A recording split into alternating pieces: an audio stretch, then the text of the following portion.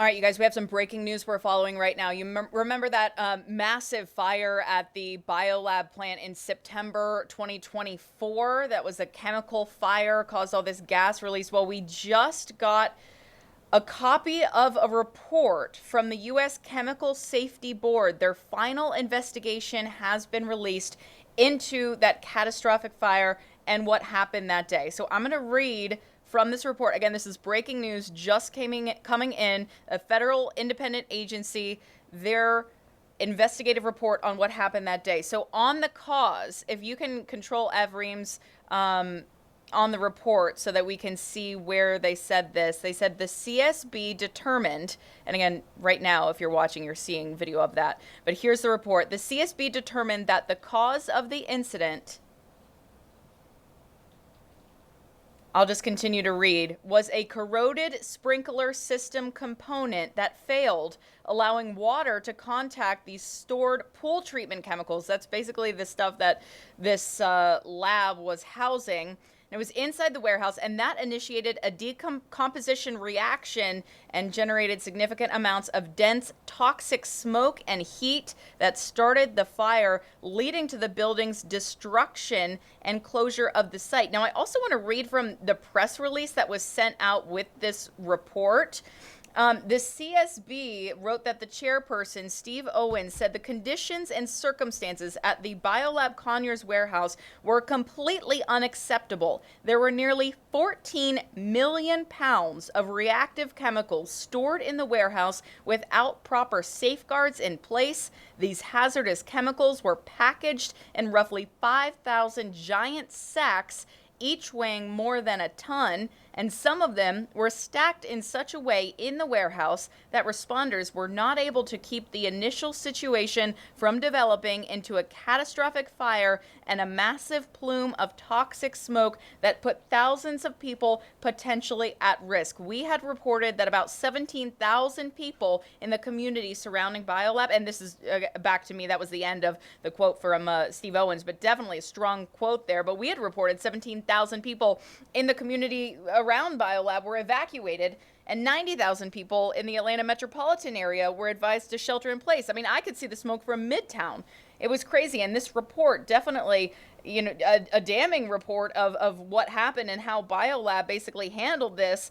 They also noted that the nearly 14 million pounds of chlorines and other reactive chemicals were stored in the warehouse, and that it was, quote, more than twice the amount initially indicated to local officials. So this investigation found that BioLab, according to this report, was not even forthcoming with A, how many chemicals they even had, and B, how they were being stored, and that storage was inappropriate for how corrosive and dangerous these chemicals were.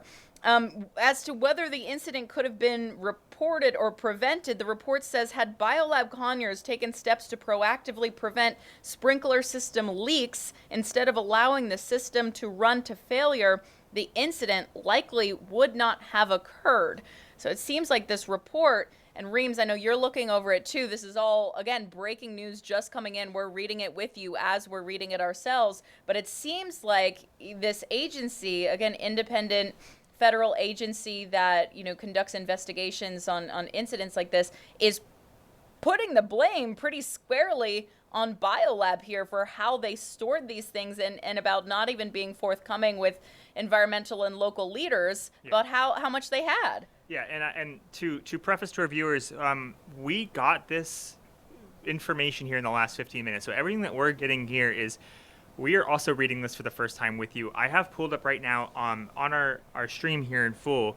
You can see the key lessons that this agency is trying to push for the industry, what can happen in the future to make sure that a situation like what happened at BioLab does not happen again. The top line here, pool chemicals create corrosive environments and can destroy sprinkler systems. So that users must design their structures to make sure that that does not happen, to proactively prevent incidents as we see there. Another thing, a run to failure is not a maintenance strategy. You need to have preventative maintenance, not just waiting for something to break. You need to make sure that things are actively getting updated. Another one, storage layout must allow emergency access at all times. You can't store as much as you physically can in there. You have to make sure that you can access it all. To know all the hazards of your chemical, not just the obvious ones, as well as to conduct risk assessments even without regulatory requirements.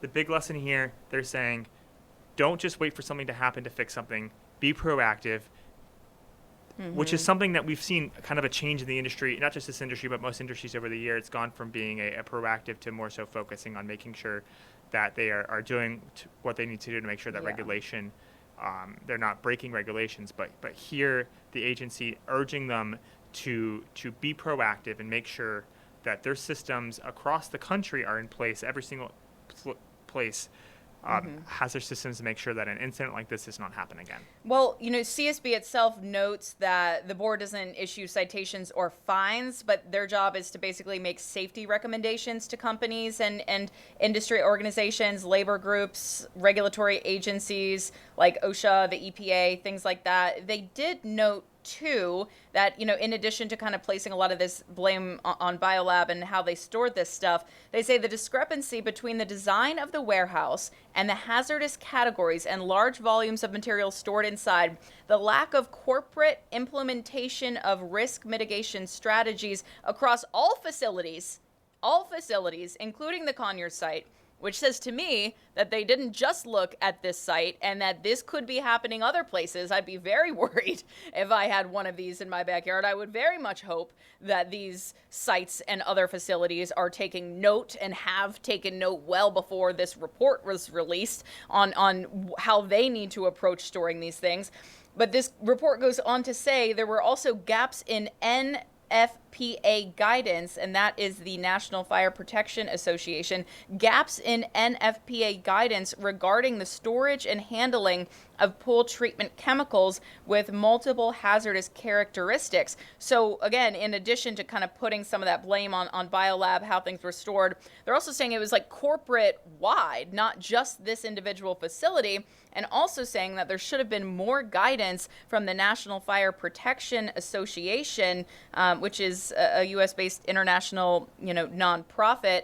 Should have been more guidance about how they should be handled. So, maybe in the future we will see some changes, whether it be on the federal or state level, regulatory changes on working with these agencies. And you would think, like, if there was some standard regulatory agency that was monitoring this kind of thing, that they would have noticed, that it wouldn't take this and it wouldn't have taken this investigation on the back end to have noticed what all was wrong.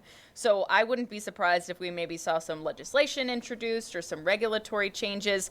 I also know that there is a pending class action lawsuit that a lot of the residents have filed, saying that, immediate health issues, a lot of people had their asthma acting up, and even potentially future issues as well. A lot of people with farmland didn't know the impact of all this debris and ash. So there was a class action lawsuit filed. I imagine those attorneys are popping champagne right now. I mean, this is kind of like a nail, in that coffin where the finger is being pointed very much at BioLab, saying that this was preventable, using those exact words. So again, this agency not going to be levying any fines or anything like that, but I do imagine that it will be, for lack of a better phrase, fuel to the fire for a lot of these lawsuits. And even the city looking at BioLab, I don't know, I wouldn't be surprised if there was some local, fines levied as well. But again, this breaking news right now, investigative report coming in from CSB, the U.S. Chemical Safety and Hazard Investigative Board, about the BioLab fire that happened September 29th, 2024. So many people still dealing with the fallout from that. The smoke could be seen for miles. Neighbors had debris in their yards. And the CSB saying it was preventable. Reams, did you have anything else to add? I was just looking through this report more, the CSB noting what the Kick consumer products, what they knew about, what they didn't know about. One of those aspects being that the corrosion that kind of helped spark this was visible in the warehouse within 2 months of its opening back in 2019. There are more than 1,100 corroded sprinkler heads documented outside the bunker in December of 2023. That's just it's less than a year ahead of this before this incident. In it also noted that off-gassing events were treated as routine. and thermal cameras had been purchased for the plant, but were back ordered and never actually installed before the fire. We're also learning a sister facility, the BioLab on Cal, the California plant, had never had an off-gassing incident in 13 years. According to the CSB, it's because it used corrosion-resistant systems, vacuum ventilation, and thermal cameras. Those practices were never required at the plant in Conyers. So there's going to the report, as our newsroom continues to work on this and continues to look through this, finding a lot of interesting notable items here that will be investigated, that have been investigated by the CSB and will be investigated by us here at 11 Alive and by a lot of people in the community over the next days and weeks. Yeah, and obviously this is just breaking news into the newsroom, but we still will be reaching out to Kick, Consumer Products, which owns BioLab. I think BioLab is like their pool chemicals subsidiary, basically. So, we'll have to hear what they have to say about this, if they dispute any of this, if they have records or, receipts basically to produce showing that, they either did communicate with local officials about what they had and safety measures that they had in place. We'll be interested to hear what they say. I'm sure we're putting a reporter on this story right now. But again, we are. Yeah. If you're just now joining us, we have just been going over this investigative report that just dropped from the U.S. Chemical Safety and Hazard Investigation Board about the BioLab fire in Conyers, Georgia.